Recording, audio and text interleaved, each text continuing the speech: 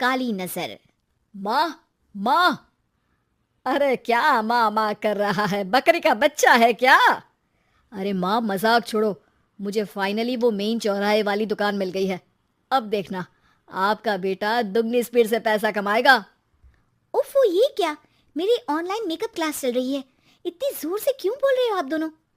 अरे मेरी धर्म पत्नी जी, मेकअप क्लास बाद में करना। वो चौराहे वाली दुकान मिल गई है हमको। अरे वाह! रुको, मैं अपनी माँ को फोन लगाकर बता देती हूँ। अरे मैं भी अपने रिश्तेदारों को बता देती हूँ। कितनी खुशी की बात है। हाँ हाँ, मैं भी अपने दोस्तों को बता देता हूँ।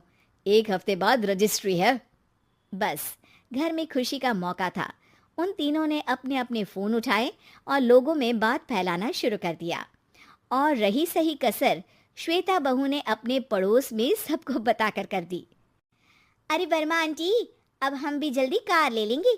घर का रेनोवेशन होगा और ठाट से रहेंगे हम भी।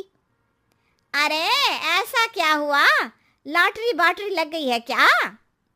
अरे, इस बार चौराहे वाली मॉल में हमको भी दुकान मिल गई है। दुकान नंबर 21, जो एकदम चौराहे पर है।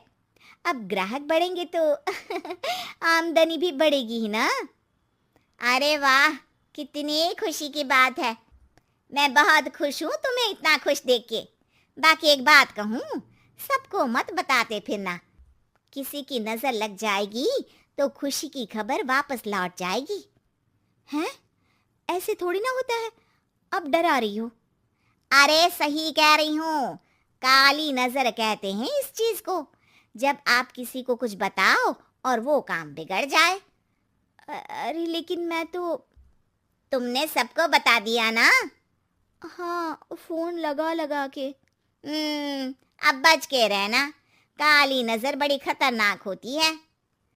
श्वेता इतनी खुश रहती है कि वो वर्मा आंटी की बात पर ध्यान ही नहीं देती, जबकि पड़ोस में और भी लोगों से खुशी की खबर शेयर करती रहती है।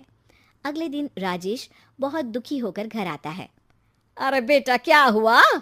मुंह क्यों सूजा हुआ है? मधुमक्खी ने काट लिया क्या? माँ, वो दुकान किसी और के पास चली गई।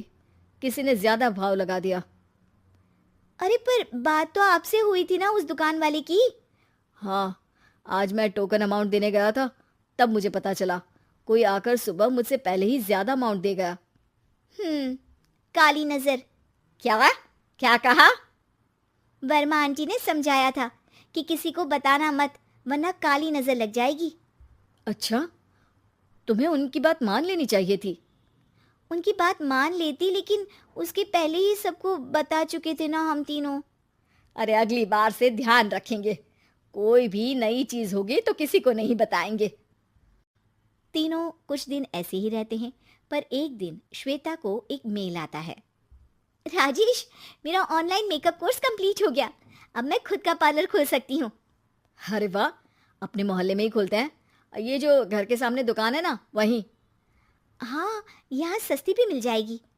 अगले दिन श्वेता वर्मा आंटी के पास जाती है, मिठाई का डब्बा लेकर। अरे आओ आओ, कैसे आना हुआ? जोर से नहीं बोलूंगी। वो सामने वाली दुकान है ना, वहाँ मैं अपनी पार्लर की दुकान खोलने वाली हूँ। उसकी मिठाई है। अरे वाह, बहुत बधाई हो तुमको। हाँ, मैं कमाने लगूंगी तो राजेश पर पूरे घर का बोझ नहीं रहेगा ना आंटी जी। ये तो है। पर ये बता कि तूने ये बात किसी और को तो नहीं बताई ना? अरे नहीं नहीं, पिछली बार गलती कर दी थी। काली नजर लगी किसी की और राजेश के हाथ से वो दुकान चली गई थी। सबको मत बताना। चलो मैं चलती हूँ, कल दुकान की बात करने भी तो जाना है। अगले दिन श्वेता दुकान के लिए मालिक से बात करने जाती है। अरे लेकिन दुकान तो हम कल रात को ही किसी को दे चुके हैं। कल ही? हाँ, कल ही। 2 दिन बाद कोई यहाँ पार्लर भी खोल लेगा। अब कहीं और दुकान देख लीजिए। अरे पर हमको भी तो पार्लर ही खोलना था। हाँ भाई, ये एक ही दुकान है, आधी आधी तो नहीं दे सकता ना मैं। राजेश और श्वेता घर पर हताश होकर आ जाते हैं। इस बार तो किसी को बताया भी नहीं था, अब किसकी काली नजर लग सकती है? सुनो, तुमने माँ को बताया था क्या? अरे कैसी बात कर रही हो? माँ की नज़र थोड़ी ना लगेगी। पक्का तुमने किसी को नहीं बताया था ना? सिर्फ वर्मा आंटी को बताया था। उन्होंने ही मुझे किसी को नहीं बताने को कहा। अरे यार, तुम भी सही हो। मेरी माँ को नहीं बताने को कह रही हो, पर वर्मा आंटी को बताना तुम्हें जरूरी लगा। अरे वर्मा आंटी ने ही तो काली नज़र के बारे में बताया था ना। वो हमेशा हमारा भला ही तो चाहती हैं। मेरी माँ भी हमारा भला ही चाहती है। अरे पर चिल्ला क्यों रहे हो? बात नहीं कर सकते क्या आराम से? नहीं आता वो आराम से बात करना, और करना भी नहीं चाहता हूं मैं। दुकान जाने का दुख गुस्से में बदल गया था और राजेश और श्वेता में बात बंद हो गई थी। 2 दिन बाद मोहल्ले में पार्लर का इनॉग्रेशन हुआ, जिसमें मोहल्ले के सभी लोगों को बुलाया गया, पर श्वेता, राजेश और माँ नहीं जाते। माँ, अंदर आ जाओ। क्या देख रही हो? अरे नया पार्लर देख रही हूँ अपने आंगन से। देखो, माँ को दूसरे का सुख देखने में कितना मजा आ रहा है। मेरा दुख नहीं दिख रहा इन्हें।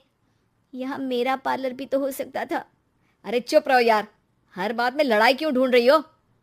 राजेश और श्वेता फिर बहस करने लगते थे। तभी माँ ने दोनों को बाहर बुलाया। अरे जरा देखो तो, दुकान चलाने वाले का बोर्ड पर नाम क्या लिखा है? श्रुति वर्मा। गाड़ी निकाले बेटा, हमें कहीं जाना है। काली नजर का इलाज कराने? राजेश अपनी बाइक निकालता है। तीनों ट्रिपलिंग कर रहे हैं। माँ राजेश को उस मॉल वाली दुकान पर लेकर जाती है जहाँ राजेश अपनी दुकान खोलने वाला था। यही दुकान लेना चाहता था ना तू? हाँ, पर इनको भी दुखी करने लेकर आई हो क्या यहाँ पर दुकान दिखाकर? वहाँ काफी नहीं था? अरे श्वेता, थोड़ा सब्र रख, अभी पता चलेगा कि हम यहाँ क्यों आए हैं। बता, इस दुकान चलाने वाले का नाम क्या है? अनुपम वर्मा। कुछ समझ में आया? वो दुकान वाली श्रुति वर्मा, ये दुकान वाला अनुपम वर्मा, और हमारे पड़ोस में हमने उस दुकानों के बारे में बताया किसको था? वर्मा आंटी को। मतलब वर्मा आंटी ही हमारा काम बिगाड़ रही है? नहीं नहीं, ऐसा नहीं हो सकता, ये बस इत्तेफाक है। राजेश अपना फोन निकालता है और श्रुति वर्मा और अनुपम वर्मा के नाम फेसबुक पर सर्च करता है, जहां ये दोनों ही वर्मा आंटी के रिश्तेदार होते हैं। श्वेता को समझ में आ जाता है कि वर्मा आंटी की ही नज़र काली नज़र है। अब क्या करना है? कोई भी खुशी की खबर हो तो काली नज़र से बचना है, यानी वर्मा आंटी से बचना है। अरे पर मुझे ये समझ में नहीं आया कि वो हमारे साथ ऐसा क्यों करेंगी। अरे बेटा, एक सीख है, दूर के आदमी को आपकी तरक्की से कम परेशानी होगी, पड़ोसी को ज्यादा। दोनों माँ की बात में हामी भरते हैं और अगला काम चुपचाप करने की कसम खाते हैं, ताकि आगे से वर्मा आंटी कोई काम ना बिगाड़ सके।